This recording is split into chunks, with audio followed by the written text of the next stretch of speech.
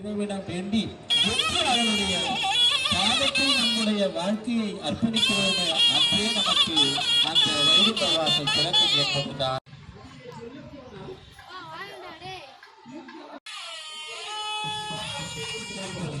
எப்படி நம்ம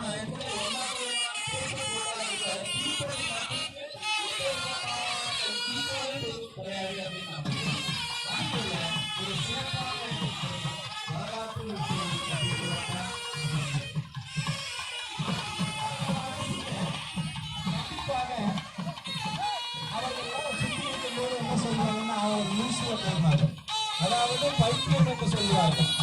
பெருமானின் மீது எப்போது நீங்கள் பைத்தியமாகின்றீர்களோ அப்போது உங்களுக்கு நடக்காத காரியங்கள் எல்லாம் நடைபெறும், முடியாததெல்லாம் முடியும் என்பதுதான் இந்த ஐதீகம். அதற்கு உதாரணமாக சொல்ல போனால் திருக்கடல் மல்லை என சொல்லப்படுகின்ற நம்முடைய மாமல்லபுரத்திலே இருக்கின்ற தலசயன பெருமாள்.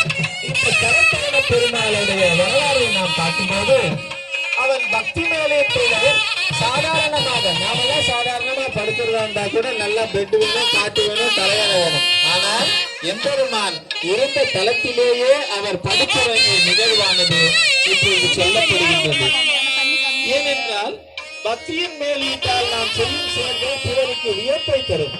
ஆனால் இறைவனே பக்தனை வேடிக்கையாக்கிவிட்டு பின்பு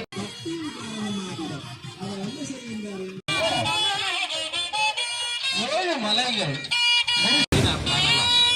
எப்படி என்றால் சாதாரணமாக நந்தியவரை நாம் சிவஸ்தலங்களிலேதான் காவலாக நந்தி பெருமானால் இருப்பார்.